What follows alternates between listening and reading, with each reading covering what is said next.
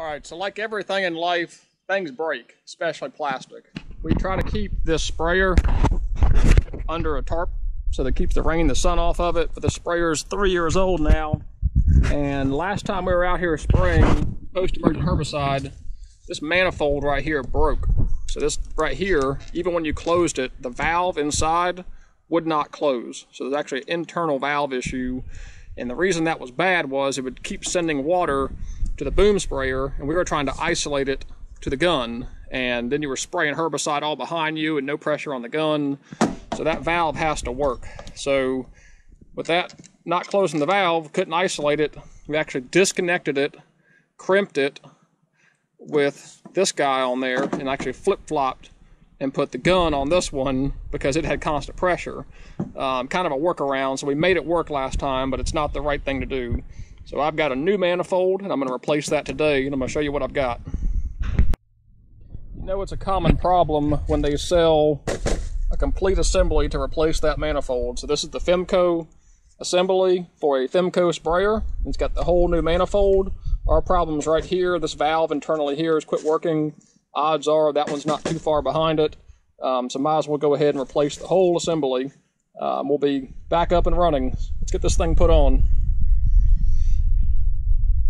So thankfully, FIMCO makes this pretty easy on you because this whole manifold attaches to this motor with this one slide clip right here. So all we have to do, and I think the only tool I'm going to need is this 9-in-1 or 10-in-1, however many it is. Just pop that little clip out. You can see it just slides right there. It's a sliding clip, so I got it slid back. And this guy should come right out. That clip is just holding it right behind those rings right there. So now all I have to do is just disconnect that hose clamp, reconnect it to the motor, be good to go.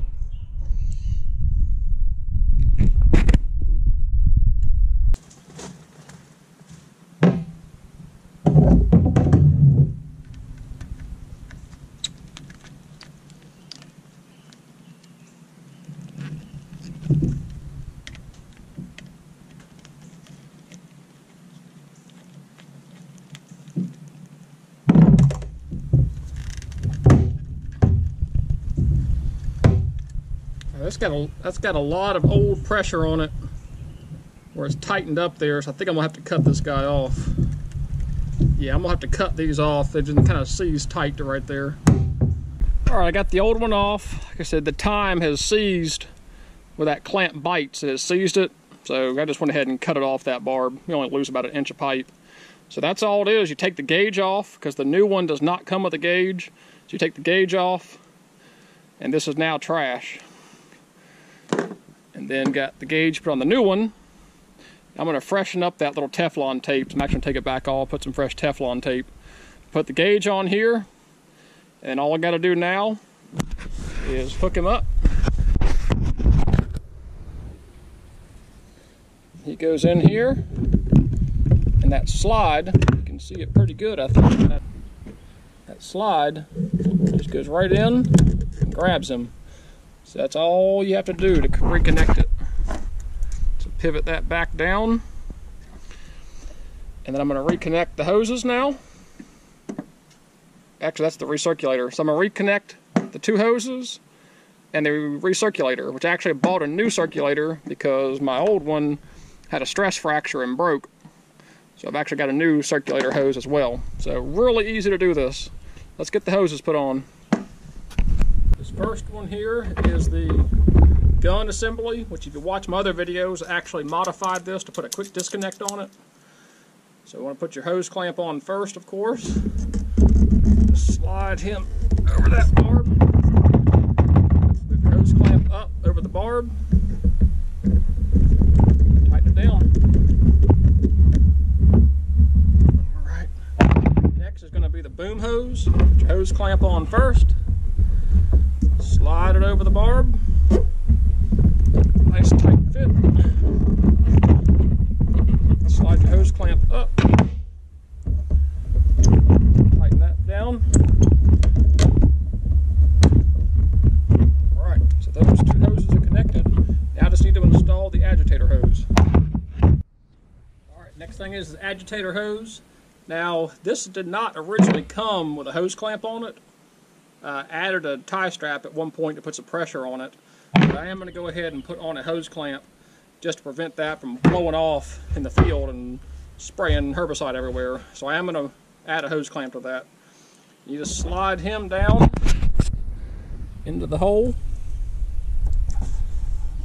all the way in until it lines up. Then I'm going to have to use two hands for this, so bear with me.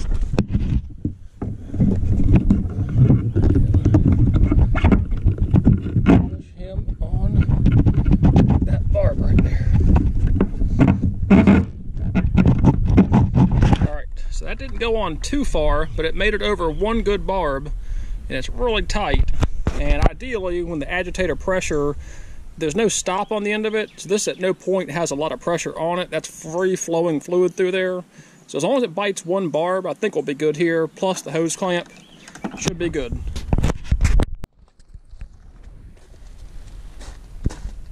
Alright, that wraps it up. Got the pressure gauge on. I actually added a little bit of liquid Teflon to tighten up that seal. Got the sprayer hose connection tight, the boom connection tight. Added on a new agitator hose, got that tight. Added the support bracket that comes with the kit, and that bolt just threads right into the same support bolt base that holds this motor on. So that's as easy as it gets right there. We are ready to go spray some herbicide.